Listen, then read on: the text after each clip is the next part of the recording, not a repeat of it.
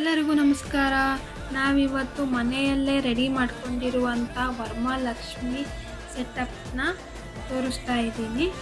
ಉಳಿದಿರುವಂತಹ plywood ಶೀಟಲ್ಲಿ ನಾವು 2 stage ಥರ ಮಾಡ್ಕೊಂಡಿದ್ದೀವಿ ಮತ್ತು ಟಿ.ವಿ ಯೂನಿಟ್ನ ಯೂಸ್ ಮಾಡ್ಕೊಂಡ್ಬಿಟ್ಟು ಡೆಕೋರೇಷನ್ ಮಾಡಿದ್ದೀವಿ.